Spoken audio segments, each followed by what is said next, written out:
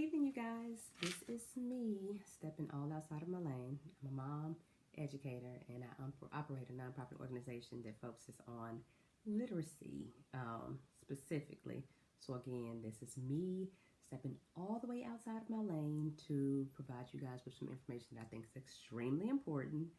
Today, I am going to be addressing parents specifically on my thoughts and feelings about what I keep hearing about our teenage children.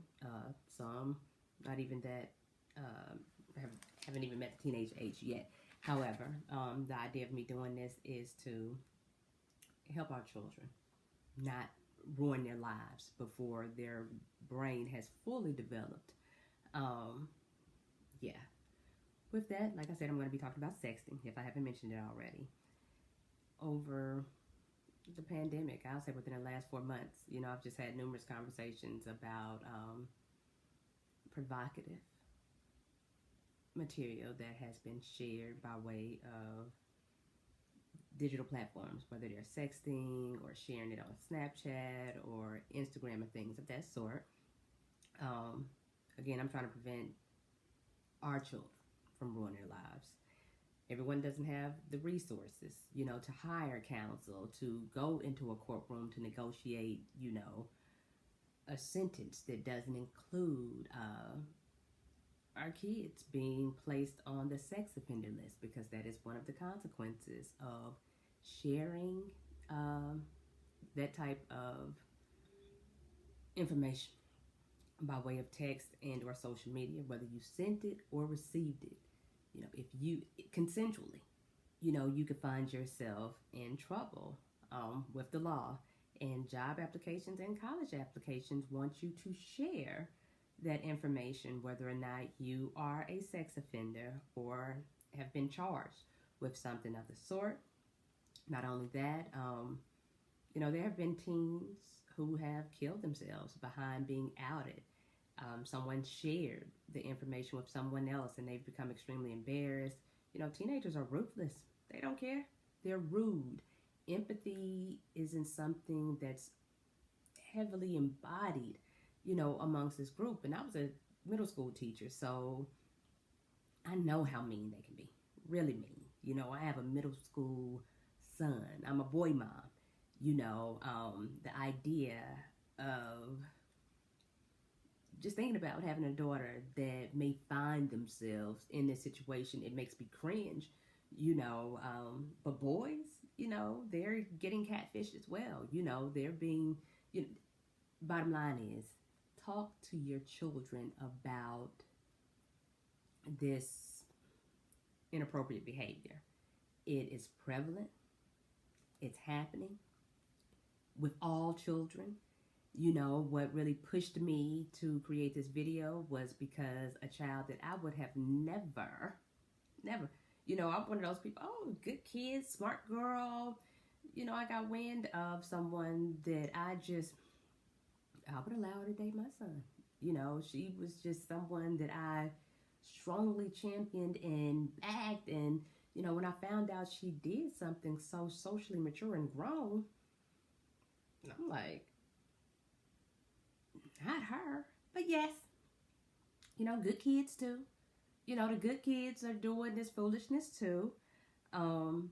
So I reached out to a friend of mine who deals in the nonprofit sector as well. We all have our lanes. Like I said, mine is reading. I deal with trying to champion reading amongst low performing and low income students.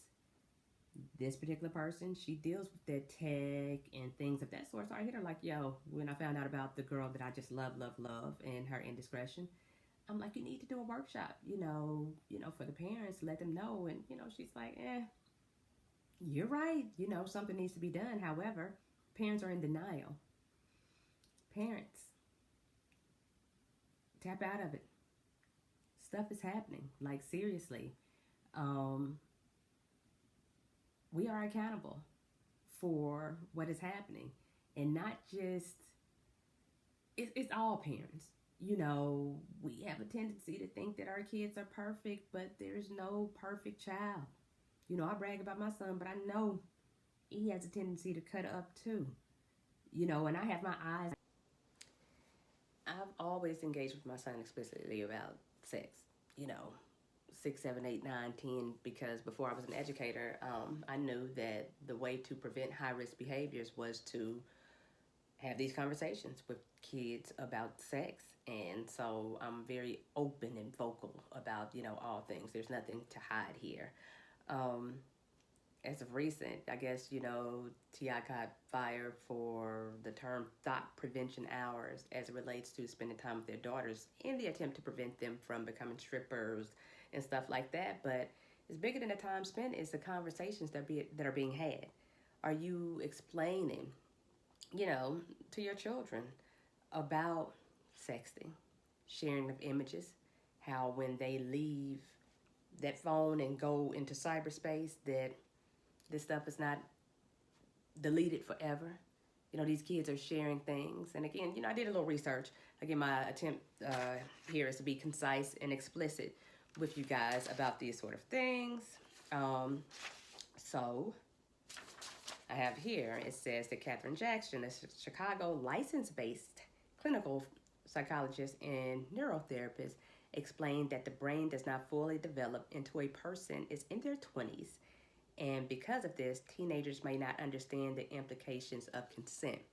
Like I mentioned earlier, whether they sent it or whether it was received. If you're in possession of it, you could be potentially held accountable. However, when it comes to our children, ours, this whole neural aspect is often not considered. Our kids getting locked up. Our kids are not being accepted into these schools. Our kids don't have the lawyers, to go before the judge to say, hey, provide a little bit of leniency. Legal ramifications are an issue. Social standing is an issue. How you're looked at amongst your peer group is an issue. Parents, you need to be talking to your children, about the type of people they're into. Ask them, why would someone be really interested in them sharing themselves in that way? Is that cool? They need to think about what happens after it's sent or after they no longer communicate with that person. They need to know, don't distribute explicit images, period. It will find yourself in some trouble. If you feel like you're being pressured, find someone that you can trust. I was always a go-to teacher, when I was in middle school. The kids knew that they could trust me and that, things would get handled. Encourage your children to block or delete people who are engaging in such behaviors.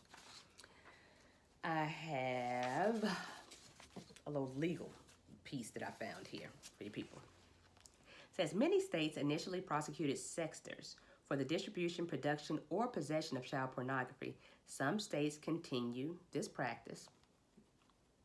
They do. An example provided, an 18-year-old sexter was prosecuted for distributing child pornography and forced to register as a sex offender. Another student, 18-year-old sexter, was convicted of intimidation bias, a charge that with a potential of a 10-year prison sentence. Kids are getting in trouble for these types of things. Last but not least, I want to address the music, that they're listening to, because it is often persuasive.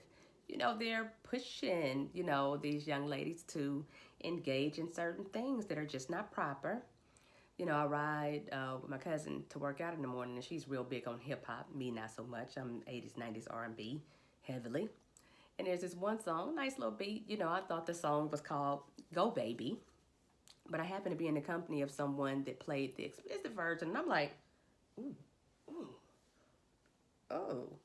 So I played the song before I decided to do this, just to try and give you guys, some of the jargon that's in the song. Not jargon, but it's the lyrics. It's too much. The song was said to be 3 minutes and 38 seconds. I could only get to 1 minute and 12. These young ladies are listening to these songs and feeling like, that's what they need to do. And the man is saying, let me come and play in your throat. As in giving a blowjob. Fellatio. Yeah. Um, with head like that, he doesn't need to have sex with her. Talking about he'll come bail her out based on how well she's engaging in that. It's just a lot. Our kids are exposed to a bunch by way of these digital platforms. So, parents, talk to your children.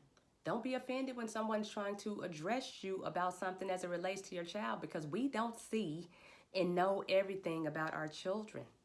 So, yeah, it's my 2 cents. You can take it or leave it. But again, I stepped outside of my lane. I'm reading specific. Another thing I would like to include, it's about the values that you are um, pouring into your children. You know, again, this music that they are listening to, it's pay me for this or get me this in exchange for that. Some of these girls are given their most prized possession for a little of nothing. I'm thinking about the students that I teach, those young women that are impoverished and, don't come from backgrounds where they are gifted in a great abundance. And so a guy come along and he's able to buy them a little bag, whether it's Coach, Michael Kors, and that's perceived as love to them, and they want to share that aspect of themselves. And they need to value themselves a lot more than that, a lot more than that. So whether you have a child or have a child that you pour into, listen to what I'm saying. Don't allow your children to go out badly, you know based on what society is pushing. you know let's protect our children, raise our children. It takes a village. Again, I did this video because I didn't want to argue. My child isn't perfect. He does things. However, collectively, we can change things for our children, our futures.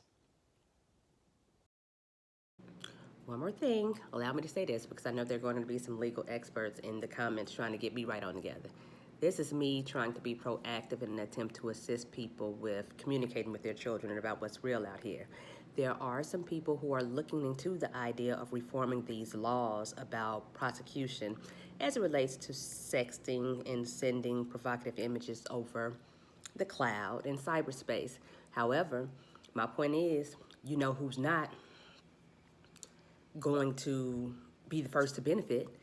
It causes a change of policy.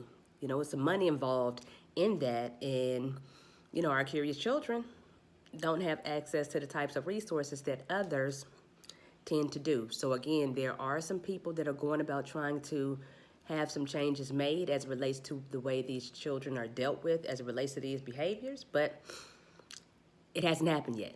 Talk to your kids. Bye. Argue amongst yourselves in the comments. I'm about reading.